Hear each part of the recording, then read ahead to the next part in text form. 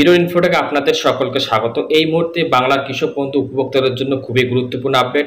বাংলার কৃষক বন্ধু প্রকল্পে কিছু নতুন নিয়ম রয়েছে, আর এই নতুন নিয়ম অনুযায়ী সমস্ত উপভোক্তাকে আপনারা অন স্ক্রিনে যে ফর্মটি দেখতে পাচ্ছেন সেই ফর্মটি কিন্তু জমা করতে হবে।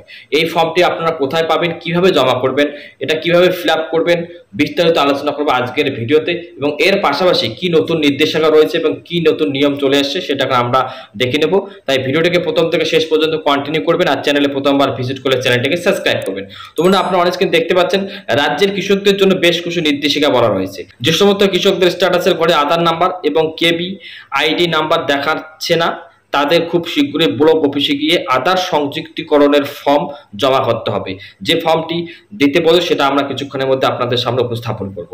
ফর্ম জমা করার সময় অবশ্যই অরিজিনাল আধার কার্ড এবং ভোটার কার্ড নিয়ে জেরক্স করে জমা করতে হবে। জমা না করলে আগামী কিস্তির টাকা দেওয়া হবে না। প্রত্যেক কৃষকদের ব্যাংকের অ্যাকাউন্টের সঙ্গে কেওয়াইসি করে নিতে হবে বা আধার লিঙ্ক করে নিতে হবে। আধার কার্ডে কোনো রকম ভুল থাকলে বা তার সংশোধন করে নিতে হবে। আপনাদের আধার কার্ডে যে নাম থাকবে ব্যাংক অ্যাকাউন্টে সেই নাম একই থাকতে হবে। যারা নতুন করে ফর্ম ফিল আপ করতে চান তাদের অনলাইনের মাধ্যমে আবেদন শুরু হয়ে গেছে এবং আগামী দুয়ারে সরকারি ক্যাম্পে গিয়ে আবেদন করতে পারবেন। যে সমস্ত কৃষকদের স্ট্যাটাসের ঘরে ডিলেড ফার্মার দেখাচ্ছে তাদের আবার নতুন করে জমির সমস্ত নথিপত্র ডকুমেন্ট নিয়ে ফর্ম ফিল আপ করে জমা করতে হবে। আধার কার্ডের সাথে মোবাইল নাম্বার লিঙ্ক করাতে হবে অবশ্যই। তো বন্ধুরা, আপনারা দেখে নিলেন কি কি নতুন নির্দেশিকা রয়েছে। এই যে কাজগুলো করলে আপনাদের কৃষক বন্ধু প্রকল্পের যে টাকা নেক্সট যে টাকাটা আছে সেটা আপনারা অবশ্যই পাবেন। তো আপনাদের অবশ্যই আধার সংযুক্তিকরণের ফর্মটি জমা করতে হবে। তো সেই ফর্মটি আপনারা কোথায় পাবেন? সেই ফর্মটি অবশ্যই আপনারা কৃষি অফিস বা কৃষি মান্ডিতে গিয়ে নেবেন এবং সেটা নিয়ে আপনারা ফর্মটা ফিল আপ করে দেবেন। কিভাবে ফিল আপ করবেন বা ফর্মটি দেখতে কেমন আমরা আপনাদের সামনে দেখাচ্ছি।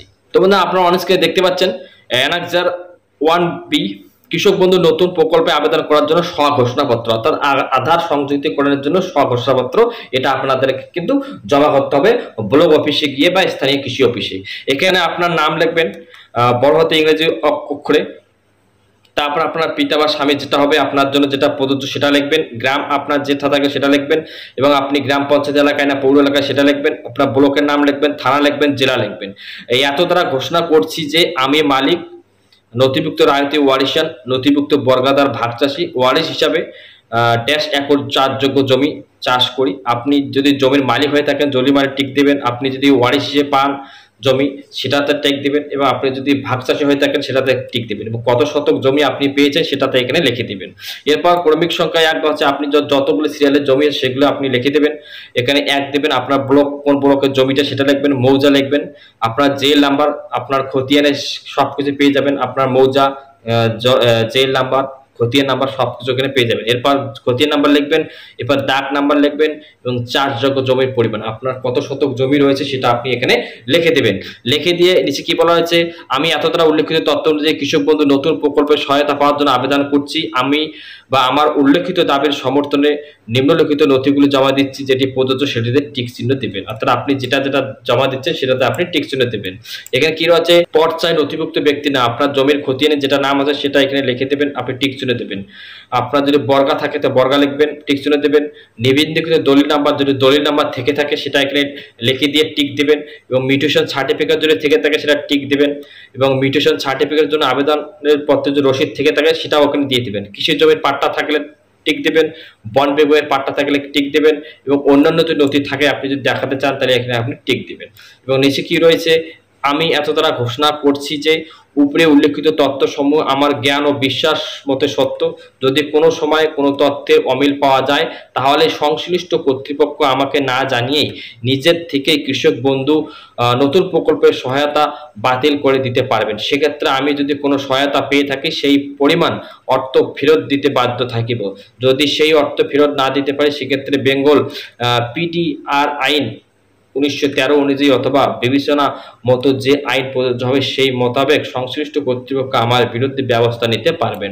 এখানে স্থান, তারিখ, আবেদনকারীর স্বাক্ষর এবং মোবাইল নাম্বার দেবেন। এবং এর পাশাপাশি যেটা খুবই গুরুত্বপূর্ণ ফর্ম সেটা হচ্ছে আধার প্রমাণীকরণের জন্য সম্মতিপত্র, এটা কোনো অবশ্যই দিতে হবে এবং এটার জন্য আপনাদেরকে কিন্তু কৃষি অফিসে সবাইকে যেতে হবে।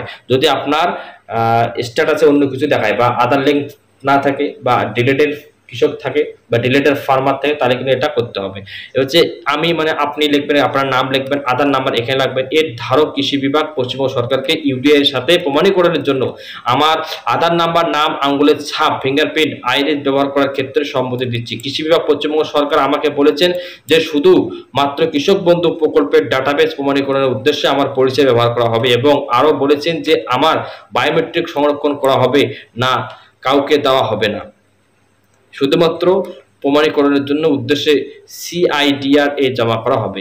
এই কথাটা লিখে আপনাদেরকে জমা করতে হবে, এবং আধার নাম্বার ধারকের স্বাক্ষর এখানে আপনি সিগনেচার করে দেবেন, আপনার নাম লিখবেন এবং আপনার এখানে মোবাইল নাম্বার লিখিয়ে আপনি ব্লক অফিসে বা স্থানীয় কৃষি অফিসে গিয়ে জমা দেবেন। এই ফর্মটা জমা দিলে আপনি নেক্সট যে কিস্তি রয়েছে সেই নেক্সট কিস্তি কৃষক বন্ধু প্রকল্পে আপনি পেয়ে যাবেন। তো বন্ধুরা, এটাই ছিল আজকের আপডেটটি আসার সাথে সাথে আপনাকে জানালাম। ভিডিওটি ভালো লাগলে অবশ্যই লাইক, কমেন্ট, শেয়ার করবেন, আর খুব শীঘ্রই দেখা হবে অন্য কোনো ভিডিওতে।